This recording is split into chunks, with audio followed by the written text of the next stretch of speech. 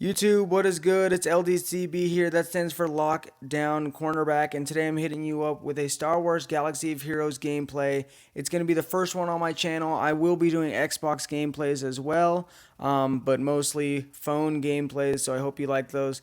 This is Star Wars Galaxy of Heroes. It's, I wouldn't say a new game, but it's definitely up to date. It's still releasing updates. It's not outdated like some other games.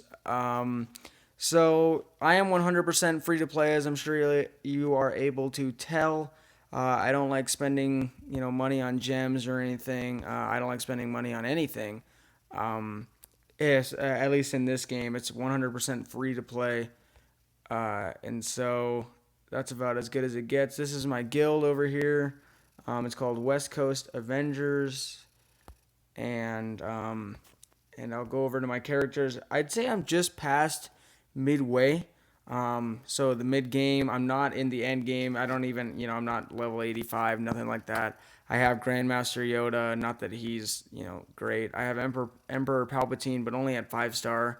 I didn't have 7 stars at the time, but 100% free to play. I don't use money on the game, but I usually place in the top 100 for events. And I do a good bit of raid damage. I'm not participating in this raid currently, just because I'm being lazy and don't want to participate. I want to give my teammates. I usually place first in here. I want to give my teammates a chance to get some of those other rewards. And we're not too hot on this raid yet. We haven't done heroic or even finished normal once for the AAT raid, but we're doing all right there. This video is kind of gonna be a long video. I'm just going to be walking you through what I do for the Galactic War shipments. What I think you should spend it on, if you should spend it on these ally points, if you should spend it on, Night Sister Initiate, stuff like that. What I did in the beginning, and I'm no expert on the game, I'm not going to lie to you. But after a year of playing and still to be where I'm at, I'd say I am quite experienced in what I would buy in these shipments. So I'm going to get started right away. First off, the very first character that I ever farmed, and this is one of the quickest ways to farm. I think Cantina Battles is the first quickest, is the quickest, and I'd say this is the second quickest, if not the quickest. It might be a tie. First character I ever farmed was Luminara Unduli right here. As you can see, she's maxed at 7 stars for me. I'll go pop over to her character real quick and show you. She's not even classified as a healer, which is a little strange, but what are you gonna do? She's classified as an attacker, so she does do quite a bit of damage, especially this Force Blast ability, and I can actually upgrade it and give it a 15% ability block chance. But she does do a good bit of damage, but her healing spell is not spell. Her power is pretty crazy. It heals a good bit. Especially since he has a good bit of health as well. So it heals 40%. It heals everybody else 40% of her max health, plus an additional 20% of her max health at the start of their next 2 turns. So it's a heal over time effect as well. And if she's a leader, then they heal at the beginning of every your team heals at the beginning of every turn, which it's minimal, but it could save you in the end. So I definitely recommend farming her first. She's not really a good leader. She'll work, but she's not really a good leader unless she's with Jedi. And even then, there are better Jedi leaders than her. But going back into here, the next person that I would recommend farming, if you're starting right now, I'd say Captain Phasma. I don't have her done yet. I almost have her to 6 stars. When I was just getting started, I was doing Biggs Darklighter because he does a good bit of damage and he's maxed out. But if we look at Captain Phasma, her leader ability is great, especially in the beginning, because you just get a ton of extra attacks off, and that means you get a ton of extra damage, a ton of extra, turns, stuff like that. It's not really directed at first order. It's more directed at anyone. Whenever an ally attacks, they have a 16% chance to call a random ally to assist. I think the max is 25%, but even then, that's still pretty good, especially with people like Biggs, Qui-Gon, IG-86, they all call assists from other people already. This could get a double assist, and if it's Biggs, then that's 3 people who assist. And if it's somebody like Commander Cody on a clone squad and you have her leading, then that's a ton of assists that could come in. Because Commander Cody already calls all other clone troopers, and then it could call in her as well if you don't have the full complete clone squad yet. And that is really good, just period. If she has first order, the chance is doubled, and that's pretty good as well. But I don't really have a whole lot of first order. I just recommend getting her second. Third is kind of a tie here. It depends on where you want to go. If you want to go with damage, I definitely recommend IG-86. IG-86 and Biggs Darklighters are very similar, but personally, I recommend Biggs Darklighter. He's part of the current meta with Wedge Antilles. He calls an assist from somebody else, and if Wedge is there, he calls an assist from Wedge as well. And of course, with Captain Phasma, he'll call a couple of extra assists through that. And so that's about as good as it gets. Biggs Darklighter does do a good bit of damage. Unfortunately, his protection isn't very high, which could be an issue if you're taking a lot of damage, but that's whatever. Then I recommend IG-86 if you didn't do them before Biggs Darklighter. IG-86, I think the meta team right now is probably about to switch over to Clone Troopers, but I recommend IG-86 because of droids. The droid squad is very in right now with IG-88, HK-47, people like that. IG-86 calls an assist and does a good bit of damage. Actually, one of the highest in the game, if I recall correctly, and that's about as good as it gets. You definitely want to get IG-86. Next, I recommend Tebow. I stopped working on Tebow. I got him, and then I stopped. Tebow was really good in the raid, and then he sort of got nerfed a little bit, but he's still useful. He has some turn meter reduction, and he can remove positive status effects. But I really liked him for his leader ability, which is they have I think the max is like 60%, but allies have a 60% chance to gain stealth for 1 turn at the beginning of their turns, and a 25% chance to gain 25% turn meter at the end of their turn. So that's really good. It gets a lot of extra attacks off. It used to be a lot higher.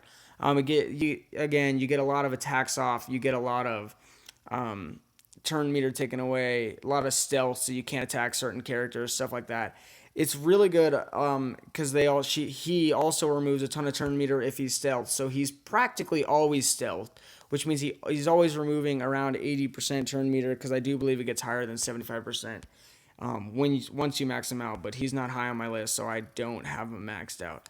But if you get him with people like maxed out Qui-Gon Jinn, his basic removes turn meter. Anybody who removes turn meter, like Clone Sergeant and stuff like that, then you'll take away, or Magma Trooper here, then you'll take away turn meter, and especially with Phase 1 with the Gamorrean guards, they won't get a whole lot of attacks off. Next, the rest of these people are, they're sort of middle of the road. I recommend getting Dacha just because of a Jawa squad. They could be meta, but they're also just really good together. All the Jawas are really good together. Dacha, I haven't been working on him really at all, but I do recommend getting him just because of the Jawa squad. Next up, Poggle the Lesser used to be good, but he's not too hot anymore. But you can get him if you want. He works pretty well with droids, but not anymore. He used to be part of the meta, but not anymore. Cad Bane, I don't really recommend getting, but he gets counterattacks and he gets bonus attacks a lot, and that's pretty awesome. The only reason I'd use him is for the scoundrel events, so like credit heist, stuff like that. But I already have Boba Fett, so you don't really need to, I don't really need him because I already have all the, IG-88, Boba Fett, Stormtrooper Han, stuff like that. So I don't really need him. But Cad Bane, I'd recommend like third to last, second to last, stuff like that. Resistance Pilot, the only reason I recommend doing anything on him, you get him for free, but the only reason I recommend getting him is obviously for his ship. Just if you need a ship or a reinforcement, the ship's alright. It dazes, which is pretty awesome.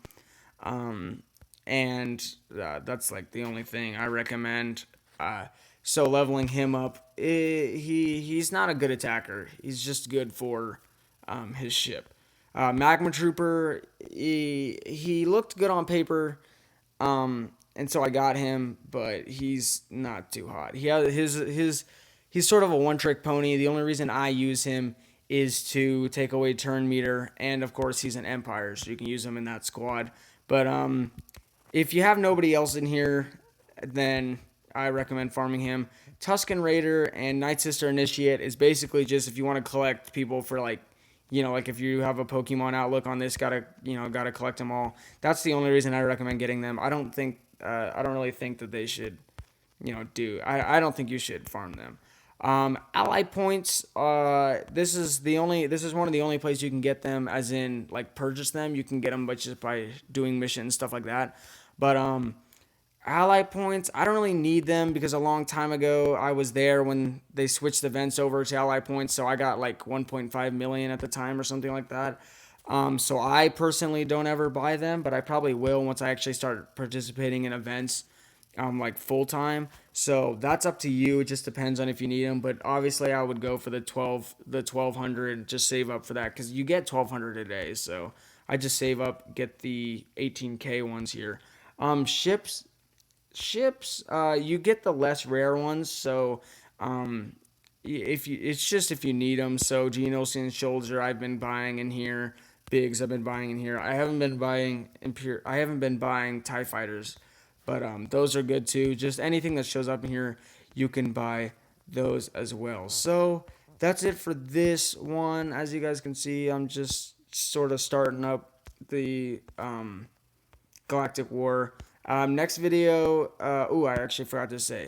So for me personally, when I'm done, so after I'm done with IG-86, who I'm working on right now, see 30 shards away, and Captain Phasma, after I'm done with them, personally, I'm going to go finish up Tebow, and then I'm going to go to Dacha, and then after that, I'm pretty much just going to start buying Luminara shards so that I can go over to the shard shop here and not do General Grievous, but I want to finish up K2SO because when he was released, for Android to do the event and you could get him to 7 stars, I wasn't able to do the last one. So I don't have him near 7 stars. He's at like 5 stars right now, somewhere around there, I believe. Let me find him here. Yeah, 5 stars. So I recommend, I personally would recommend doing that before, so you can finish up some of these characters that are only available in the shard shop, like K2SO or General Grievous. Just if you want General Grievous, I don't really want him. And this is kind of, I don't know, I feel like this is kind of like a scam, like the whole 300 just for 2 of them. But that's up to you as well. Obviously, I'm not in charge of you. So anyways, next video, I'm either going to be doing a Cantina Battles shipment guide, maybe a ships guide. But if you want to see more, make sure you leave a like and a subscribe. Comment down below what kind of other games you want me to play. I play phone games, Hearthstone, the DC Heroes. There's the new Force Arena game that came out for Star Wars. I play Xbox. I play PC. So just leave a like, comment, tell me what you want me to play. And thank you guys for watching.